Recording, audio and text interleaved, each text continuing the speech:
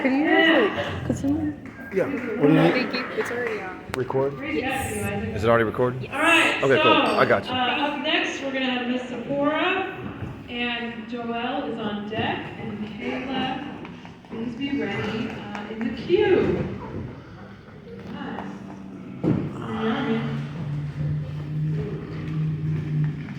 Hello, everybody.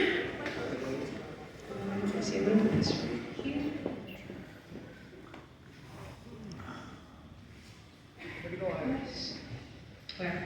Hi everyone, or good evening. My name is Sephora, and I'm a pre-K teacher in Day. So that just means that I've quite literally cried over spilt milk. Way more times to admit. But yeah, I'm a pre-K teacher. I've been working with kids since I was 16. I'm now 24. So a long time. I've gone from like working in my church to like working at a daycare to now working at a learning center. And I just recently started calling myself like a teacher. Like when people used to ask, I was just like, yeah, I work with kids, 3-year-olds, child care. And I played it down, I was just like, yeah. But then I was thinking about it. The last couple of months, we were working, like our learning center was trying to be a 4-star, out of a 4-star learning center. We got it. And I was thinking about it, I was sitting there stressing, writing my lesson plans. And I was like, I do all the things that a teacher does. All the things. You have to, if you work in like a licensed daycare learning center, you have to have 30 certificate hours per year, requirement, minimum. And I did that, and I was like, okay. And you have to have a lesson plan every week, and I was like, all right. And you have to, like, you help the kids, like, numbers, letters, social and emotional, potty training. Has anyone here had 11 to 12 3-year-olds teaching them to potty train? Okay. And I was sitting there, I was like, I am a teacher. And yeah, like I'm a teacher. And if anybody, having like a pre-K teacher, like if you've ever worked with kids, there's really sweet moments, like there's really humbling moments, they're sharing, they're caring. If you're having a bad day, some of them, kids, they have these moments of like, just knowing when you need a hug, and they'll come and give you a hug, and you're like, thank you, I needed that. They'll be like, Missy, you're a great teacher. I'm like, thank you. And it's really sweet, but if you've ever been around kids, all right, there's the 3Bs, and they're called bullying, biting, and bopping. So, okay. The first one, bullying, self-explanatory, biting, hitting, kicking, any of the things. The second one, biting, also self-explanatory.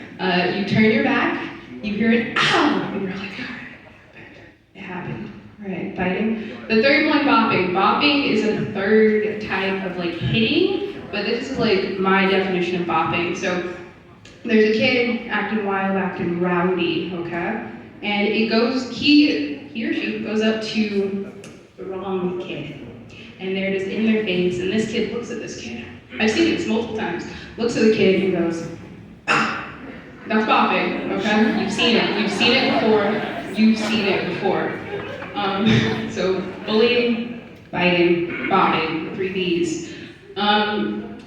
Next up, well, actually, with the whole working with kids and all this stuff, I was getting really nostalgic this past week. Like I was just thinking, I'm 24. It's wild.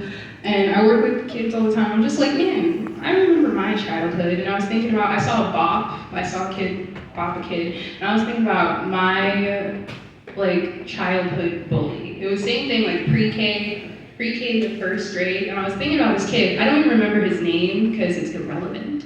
But I was thinking about him. And I was just like, I hated this kid. He was always messing with me. And I remember this one time, all right? I was on the swing set, and one thing about me is when I was little, I wanted to be a singer. As soon as I heard Mariah Carey's We Belong Together, It was me. I was like, I want to be a singer. I told my mom, I was like, I want to be in choir. And she's like, you're in first grade. And I was like, I want to be in choir. And it didn't matter. Every time I was singing, I was dancing. And there was one time at recess, I was on the swings and I was singing Hakuna Matata. And I was on the swing. Think of me just, Hakuna Matata, what wonderful face. And this kid, he gets over to me, he gets right next to me on the next swing, and he decides he's gonna sing Hakuna Matata too, but with the weird, mean lyrics. So I'm like, Hakuna Matata, what wonderful face. One hand, because I perform. Hakuna Matata. And he gets over here, he's like, Hakuna Poo-Poo. I'm like, he's like, what horrible days. I'm like, oh my God. Okay. And so, like, if you know anything about performance, if you know anything about choir, the show must go on.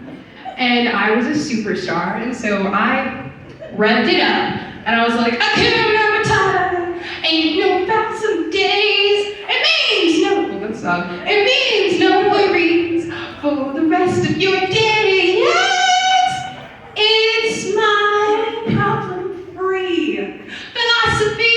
Hakuna Matata. And I remember this kid, he was butthurt because I didn't stop singing, and I was like, and like recess ended, I got off my stage, and we're walking to class, everything like that, and my teacher, she stops me and she's like, Zipporah, I really liked your singing. And I was like, thank you. And I looked at the kid. Thank you. And yeah, that's it. That's my experience, teacher, kids, students, bullies. But yeah, thank you guys. My name is Zipporah. You guys are... Yeah!